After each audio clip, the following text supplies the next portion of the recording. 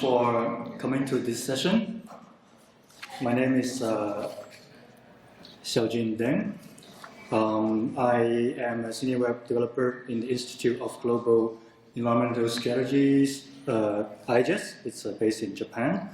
I'm also helping today with the Drupal recording initiative, so you might see me chasing presenter to press this red button from time to time. So yes, and I would like to really appreciate the sponsorship that the initiative given to me for my travel, and I would like to mention that we are always welcoming more contributions and participation. So if you're interested, please check the bit.ly link there to know a little bit more about the Drupal recording initiative.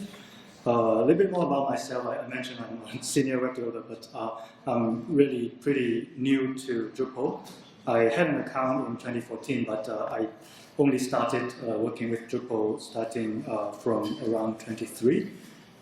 So yeah, my current interest is also trying to bring together the modern front end together with the Drupal as a back end, and also I'm exploring the kind of no servers kind of solutions provided by services like Cloudflare. Today is really more about my personal journey as a developer and how to manage as a small team, of myself in building and also deploying our applications, so to speak. And today I would probably start with how I started with developing with Drupal, and then my kind of journey throughout this development to deployment process, and how I get to know Kamal, and probably some of you already know it, and it's even not called Kamal before. It was, I think, MSRK or something before it's renamed Kamal. I'm going to hopefully do a demo if you have time, and then I would also love to hear your experience if you have used this tool before, or your experience in general about how to deploy a Drupal application successfully in your own organizational settings. So yeah, I think everybody loves DDEV, that's for sure. We started just creating a config file and by DDEV config, and we hit DDEV start, and we hit DDEV launch, and we have the website in development mode. And then all kinds of animals sprung up, like elephant and sea lion, and if you are working with Solar, you have a zookeeper to keep them together. And there's no doubt that DDEV gave us such a fantastic developer experience. We don't need to really worry about what is happening under the hood to be a developer, to write code for ourselves. And then, of course, we would naturally wonder what makes DDEV so, such a wonderful experience. And I think pretty much we would agree that it's the container technology that is behind DDEV. So it solves all the problems that have been plaguing the developers' development environments before the age of containerization. So even if you set up your virtual machine, there is still an issue with it works on my machine and doesn't work on other machines, and there's always this configuration that you have to do again and again as a developer to make it start to work. But DDEV is just like out of the box. It has everything. Everything is automated, and you don't need to worry about your different projects. You have one environment for one project, and everything is just feel like magic. And just to summarize it, probably it is composable. Everything is in YAML files. It is consistent, It works in every environment. It is isolated. You have one project environment for one code base.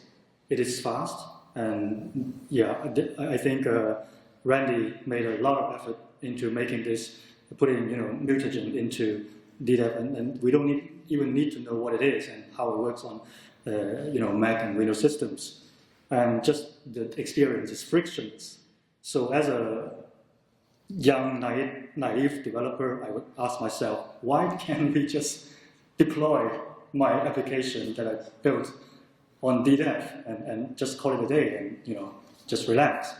But I think I come to realize that this is a very dangerous, sometimes dangerous thought, because of course the environment and the production environment is completely different from your development environment. And Randy himself also provided his answer. And I'm happy that I'm not the only person that asked this question. So I'm really happy that I started to ask this seemingly stupid question, but it leads me into kind of complete new world of reliability, development, production environment and everything. So, but in a few words, DDEV is just built for your development pressure. It does not take into account all the challenges in the production environment. So what I have learned by that time was just the developer's experience, developer's happiness. But when it comes to putting your code or putting your product into a production environment, we need to think about much more and many more layers of issues or topics. So it has to be scalable in a sense that the application has to handle unpredictable peak traffic. It has to be secure, like you cannot have DB as the password and DB as the username. It has to be performant. It has to be observable, and it has to be reversible in case things break, and it has to be recoverable in case the system just let's say there's a meltdown and we have to recreate the entire application from scratch. So all these issues is not the focus of DDEV. So we need something more than DDEV to make our application reliable, right? And then then I start to kind of think what exactly this word deployment mean. And deploy, we see it everywhere. It's kind of confusing sometimes, at least to me, because it can be just as simple as pushing your code to a environment. But then there are so many ways to deploy your products. There are CDCI tools to do that. There are just like currently orchestration technology to help you synchronize everything. So, this word has been used in so many different places, and it starts to become rather vague in some sense. But I think we could, probably summarize it into a few keywords, like keeping the code in sync, keeping the configuration in sync, clearing the cache if it needs to be, and then make sure that all the environments are the same, right? And then there are so many technologies out there that try to encapsulate all this into tools that developers or DevOps engineers can use. And to be frank, I think let's say Kubernetes, it is de facto deployment tool that you would use in a large-scale environment. But then, from a small team's perspective, first of all, it is such a hard learning curve, and then such a steep learning curve, and then do we really need it? So let's say I have an internal workflow system that is like receiving, let's say, up to 100 visits per hour, then do we need that? Well, probably we need, but you have to invest a lot to make that work, right? So this is just an indicative graph on the bottom left. I think I start to think about, okay, is there a way that I can keep the learning curve flat and try to bend it in a way that we can still enjoy the easy deployment as the software complexity begins to increase. And yeah, this slide is just about diversity in terms of not only the methodology but also infrastructure, right? We know that GitHub Pages, it was hosted just on one machine with a standby server up until 2015, and we know that people are moving out of the cloud and people are moving on the cloud, and there are just different ways to solve the problem of probably reliability in your own context. So it just occurred to me that, yeah, probably this is the thing. Okay, the thing is just to keep things as simple as possible for your context. So if I have a team of reliability engineers, then of course we go for the best solution. But then what if you're just a small team and you need to move fast, you need to be flexible? How can you make your workflow as simple as possible while enjoying a lot of the modern technologies that is available out there? So then my question, I had to reframe my question a little bit. So probably it's just not about whether DDEV is good or bad for production, but really I think it's the experience, the DDEV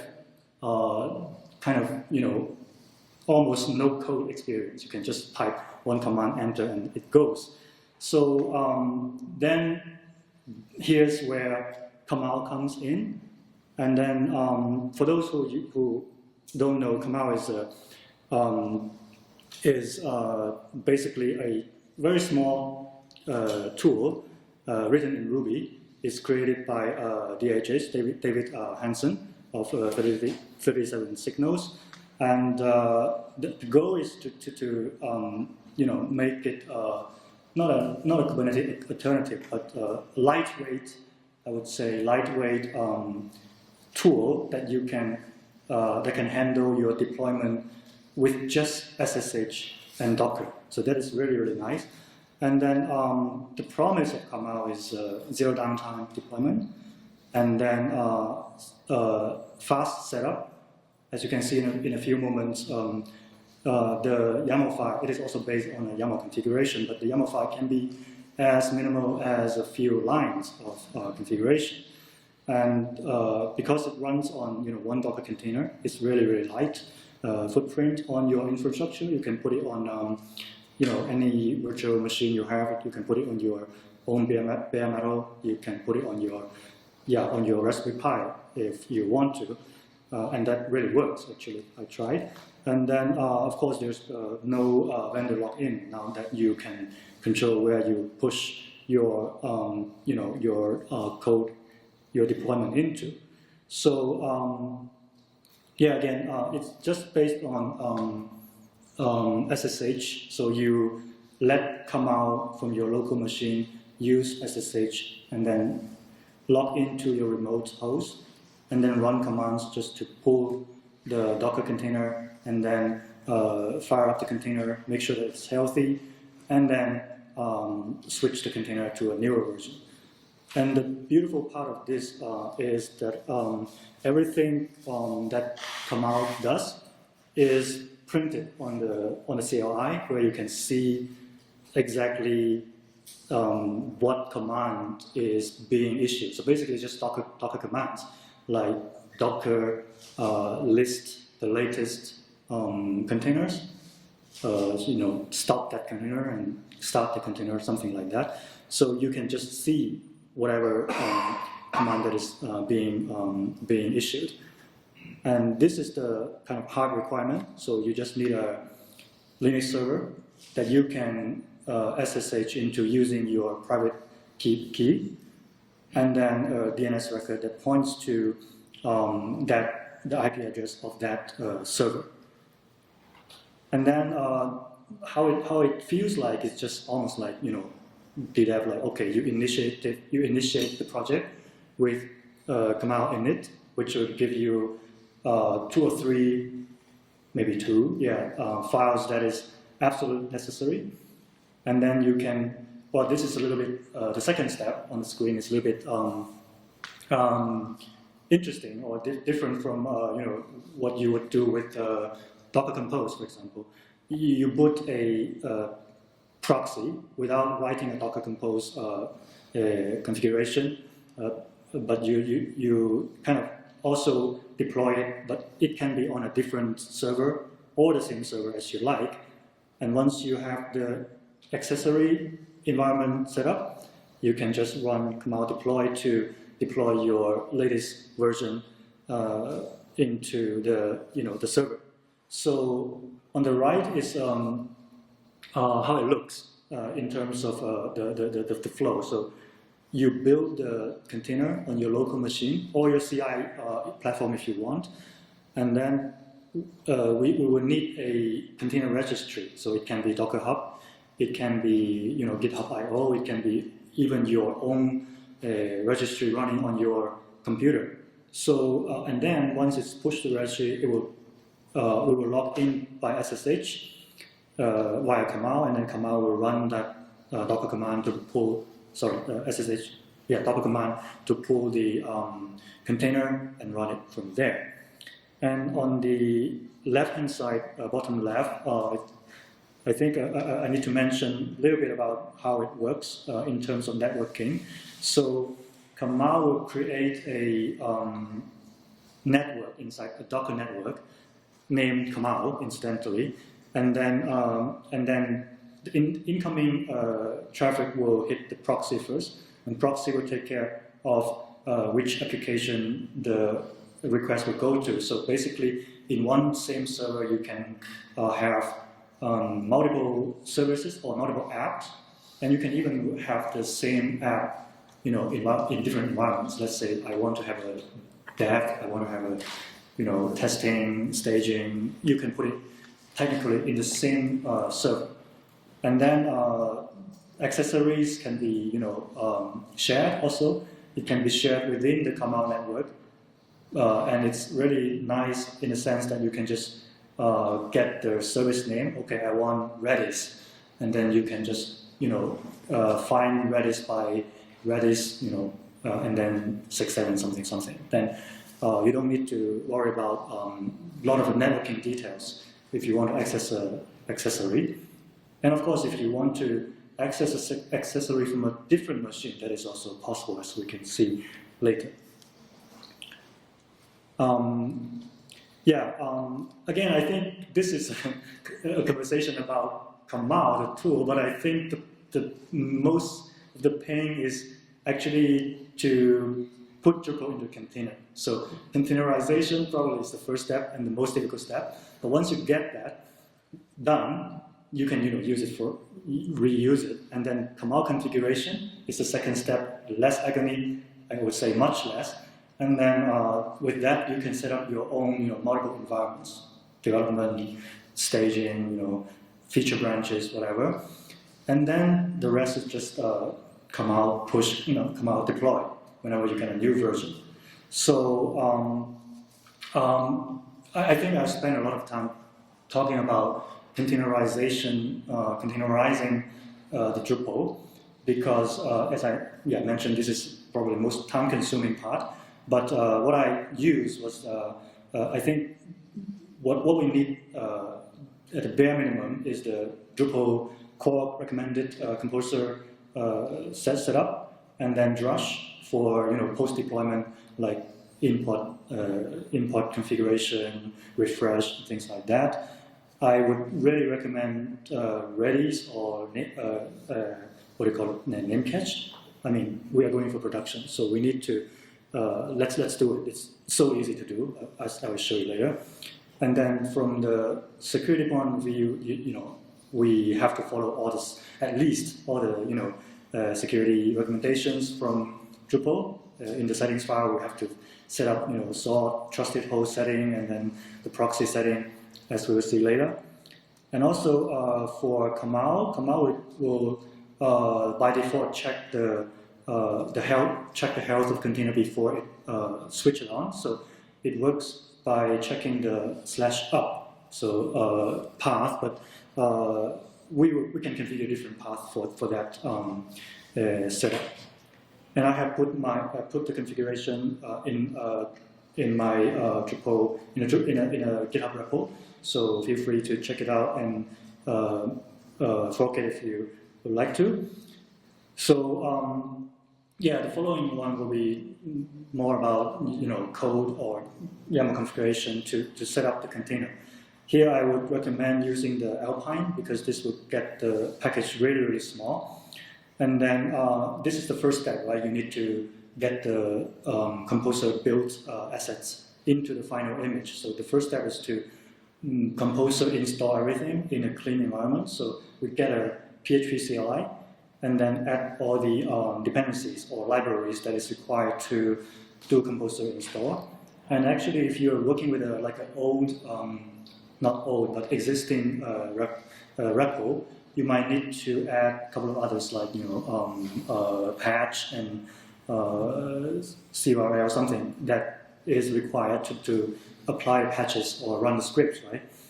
And then this step is a very nice feature of Docker. You can copy the composer bin, the composer application, should I say application, composer into the container and then run the container, right? Run the composer build. So we copy the minimum files from the web directory. Config is the one that will be used for synchronizing your configuration, and of course you can set different config path based on the setting in the settings.php. But I think this is the kind of the standard directory where you have config syn, config for different environments, and then the composer log and composer JSON file, and of course you install it. And once you have the first step, and then now is the second step. If you don't have if you don't build like front end assets, right? Now let's omit the front end assets. Suppose we're not running any React app or any app that we need to bundle assets. Now the second step is the final image. We could still use the PHP CLI PHP image, but I recommend this one. It's called server-side up/PHP. It is created, I think it's an open source project, but it also has like a hosted service. It's created for mainly for Laravel and probably also web WordPress projects, but completely, totally useful and really nice actually for Drupal. The one that I like most is the variable first configuration. So what it means is that if you want to configure your own server, PHP server, you need to configure FPM configuration. You need to increase the memory limit, and all these settings can be done inside a YAML file. That's really nice. And of course, it has other performance and security features built in, and it also has a Nginx variant. And if you want to use the newer format, the newer service Nginx unit, it also has that. So and the native health check, the health check is built in, so it's there in the /health check path. This is the configuration you can do without going into the without creating config file. You can just plug this into your Docker file or in the Kamal configuration. So this is really nice for me. We'll see a little bit more about that later. So now we have, so this is the second step, right? Stage 2, we use so what I use here is the FPM also for Alpine 8.3, and then the rest is pretty standard. We copy, this is the thing that I mentioned about setting environment. So normally you have to go into, I think PHP, just an INI file, right? A configuration file. and then copy that configuration into the container and then run using that configuration. But we can set this directly in the environment inside the container. We'll see more examples later. Now we install, yet again, because this will be used in the runtime, we install the minimum libraries that we need to run the Drupal application. We copy everything from the first step from the builder, which is the build assets, the configurations, and the dependencies, right? Now the last step is just to expose this container to 8080 for 8443, which is the standard port created by this server-side up PHP. Okay, finally it's the Kamal config. So it's pretty straightforward.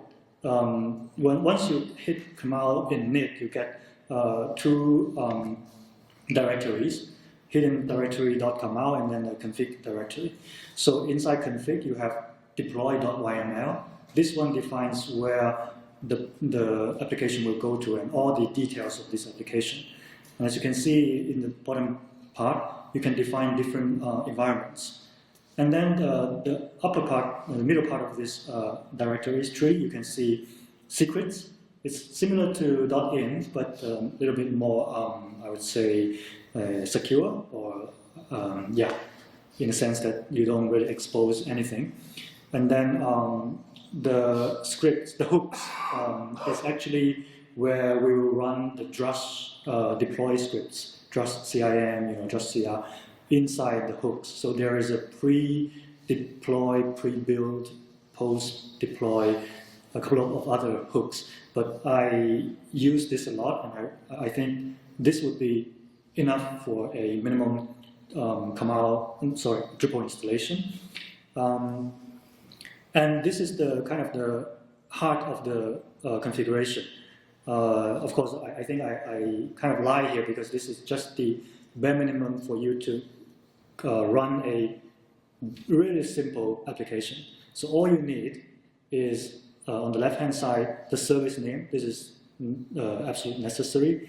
The image name. This one will be used to identify the image in your registry, in your Docker registry.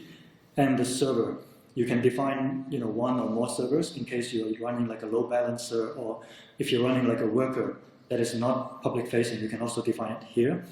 And then proxy section is about the domain name and then the health check and the port and things like that. Registry is also necessary. We have to push the build container into somewhere. So it can be local, it can be remote, it can be Docker Hub, it can be GitHub, right?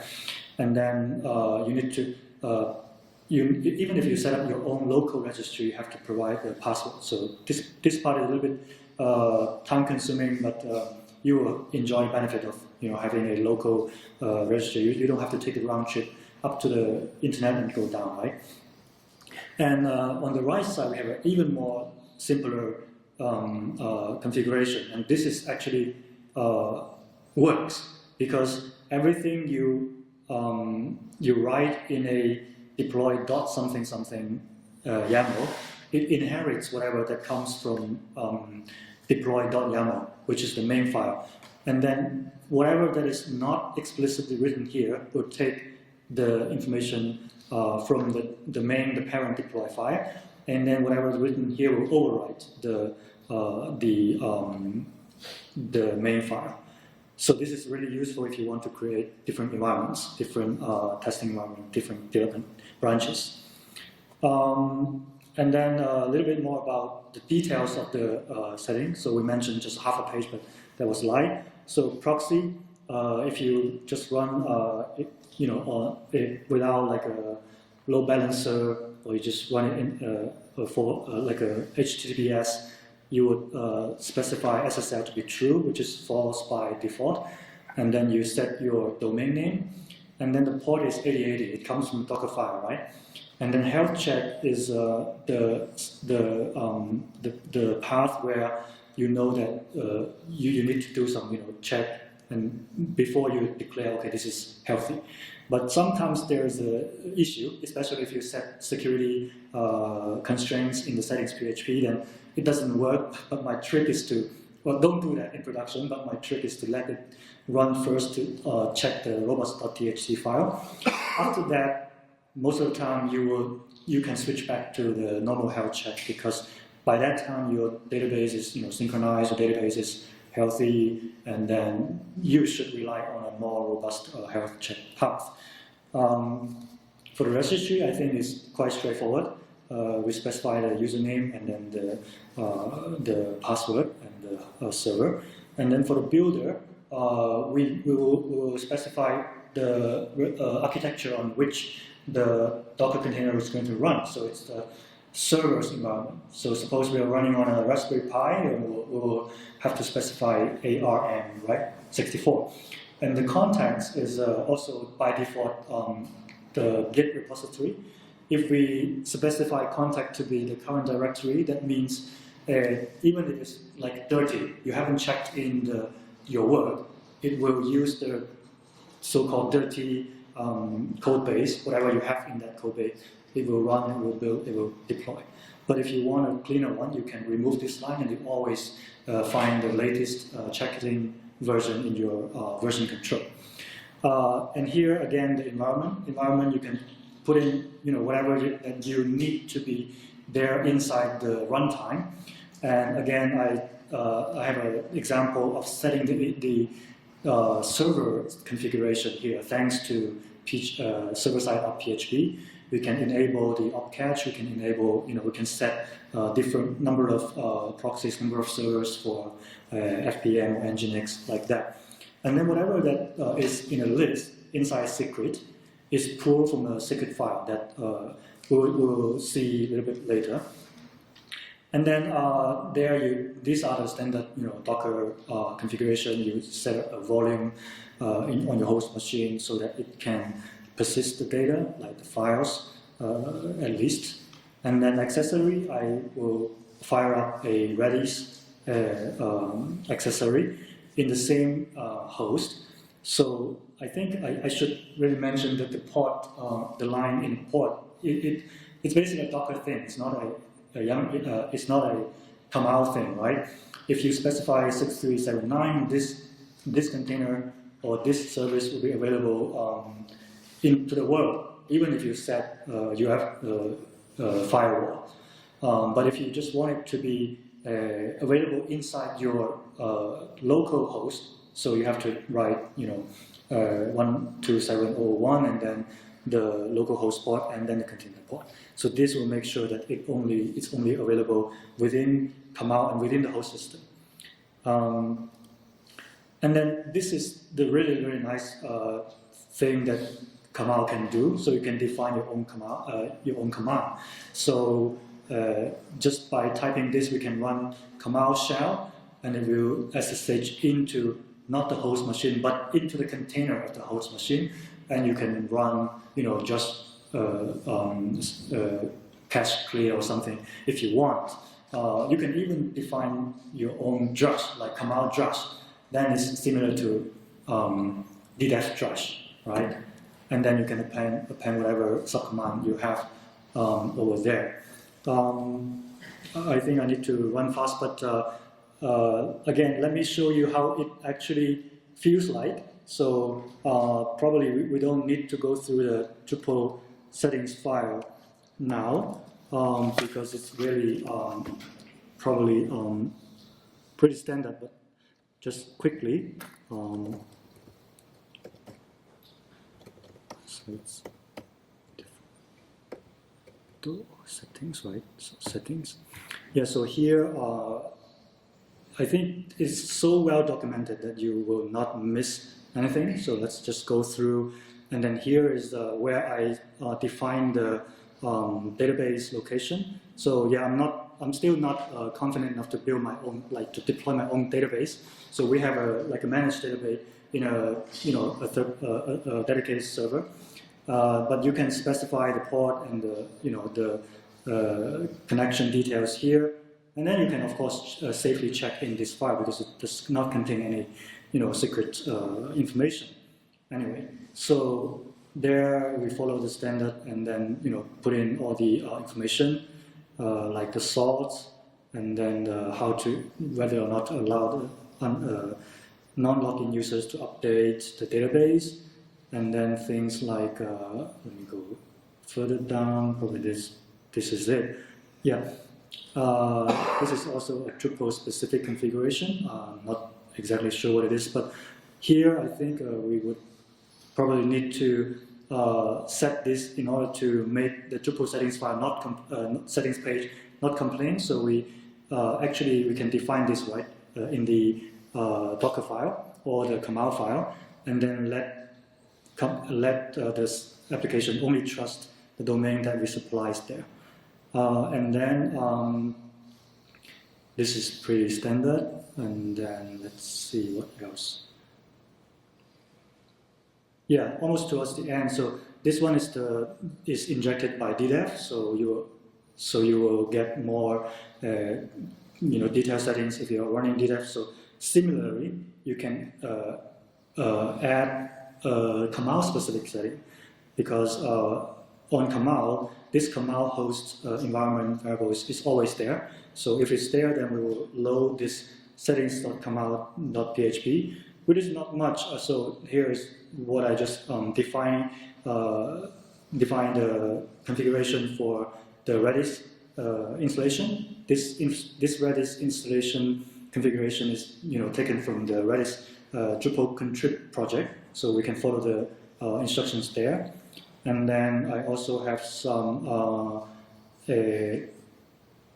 different, I think this is the same, but I should have removed this because it's the database setting. And then I have the others, like, okay, if you have different environment, you have different colors and those kind of settings.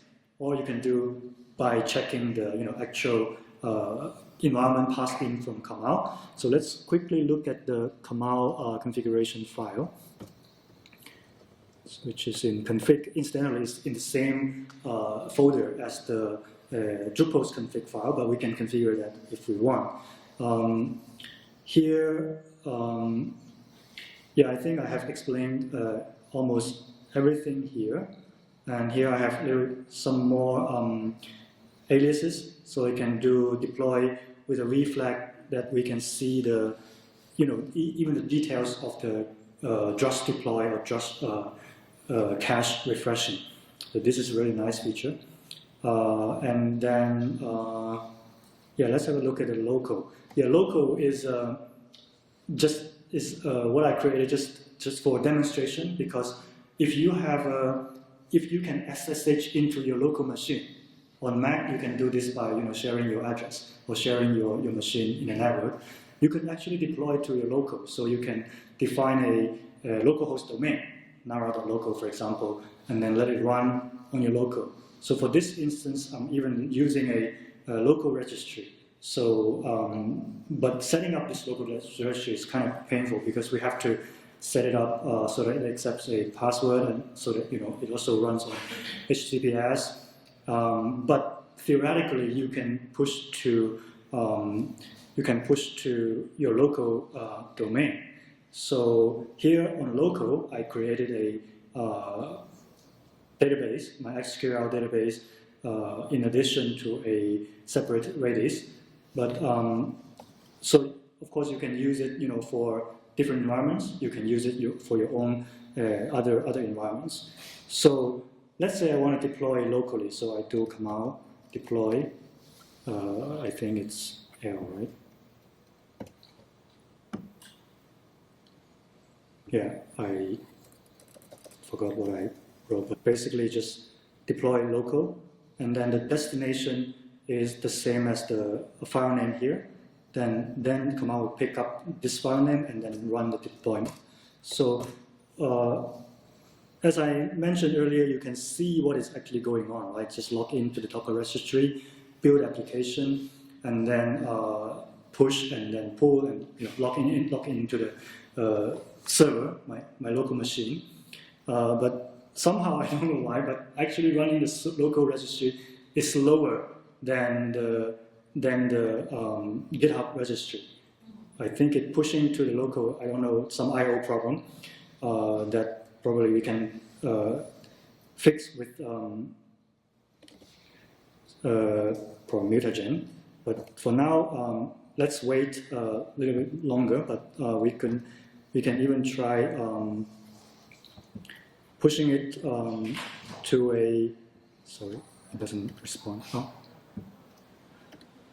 To the GitHub, yeah, GitHub, right? So let's do Kamal deploy. And this one just runs a builder that is also a container. This is a little bit different from the local build that is going on. It's using a separate container to build that, and everything is building on local and pushes to GitHub. As you can see, we are logging into GitHub. I guess probably the internet is not as fast as I would expect it, but on the left side you can see that it is downloading the layers, and I think some of the layers are already cached, so it should have been faster. But on the right side is also doing the same thing. Yeah, we can wait a little bit. Just to have time for questions, I think I just wanted to show you how it looks like,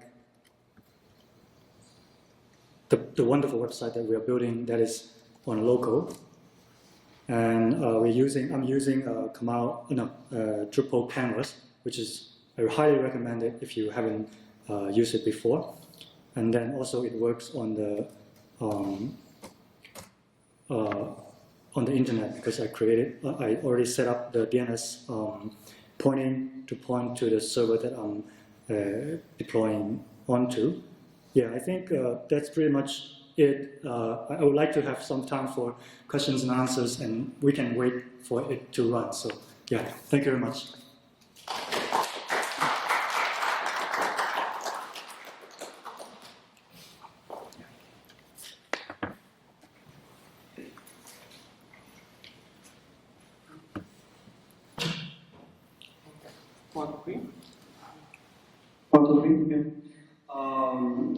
Think a very interesting approach, but when we talk about staging, production and development, usually we should synchronize the database, so copy from the production to staging, from staging to development and so on. Does the tool provide something to automate this and restore from backup, rollback and so on?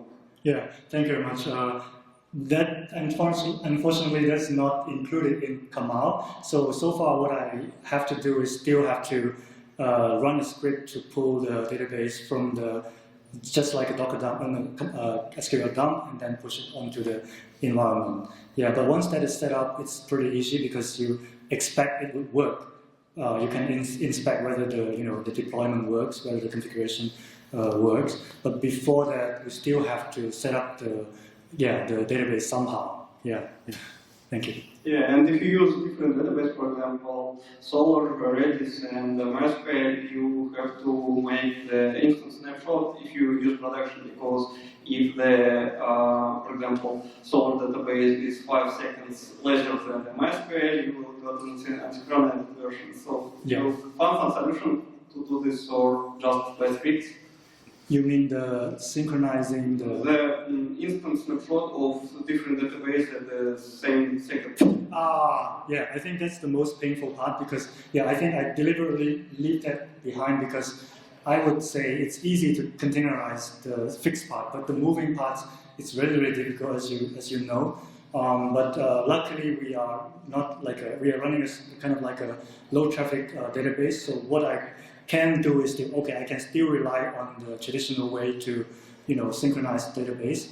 But I'm still looking for ways to do that. So that's why on production I'm still using a managed database.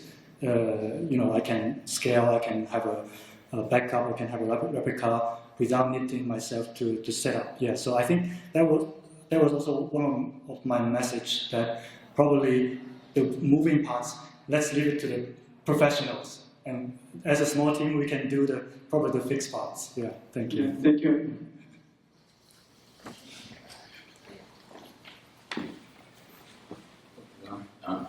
Yes. I noticed you had a Kamal secrets file. Is that like optional if you want to use environment variables for the Kamal secrets, or like yeah? Because I know some things use an environment variable, but I wasn't sure if you need to use that file specifically. Yeah. Yeah. Thank you very much. I think I didn't. Yeah, my mistake. I didn't have time to show that. But the Kamal secret file is really it's kind of permissive, I should say, because you can do a couple of things. First one is you can use a secret manager. Basically, you pull that from, let's say, I use a GCP, but you can do 1Password. You can pull it from your 1Password project and then inject it into the secret, into the environment on this line, right? So that is one way. Then you don't need to show your secret anywhere, not even in .in file. And the second way is to run a script to read a file from somewhere. But the third way that I kind of use, but I never recommend, is that you can actually do this. This is like reading from the .in file. So but you have to source it first.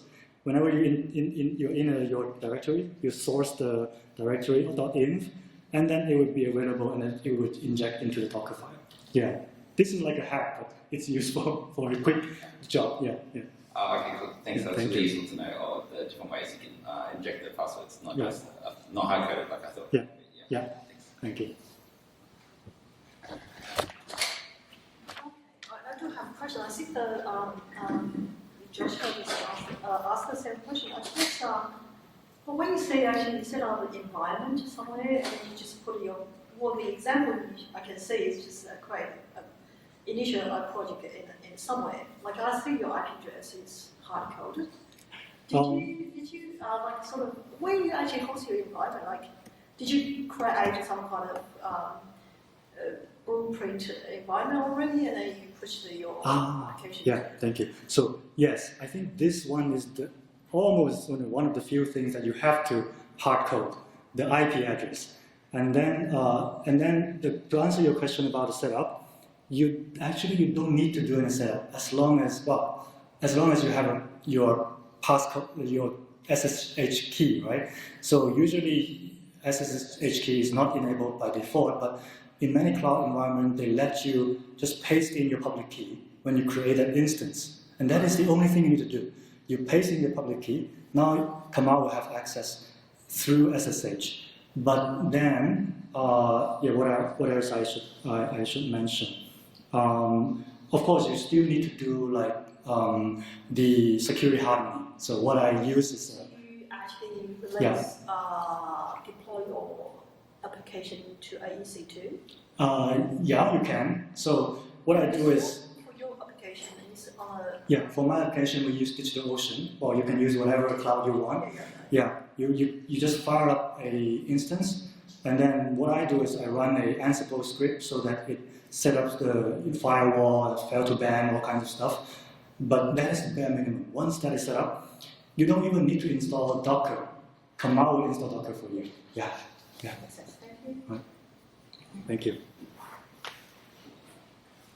Okay, any more questions? Okay, if not, I would actually want to share a couple of more slides. I have a troubleshooting slide.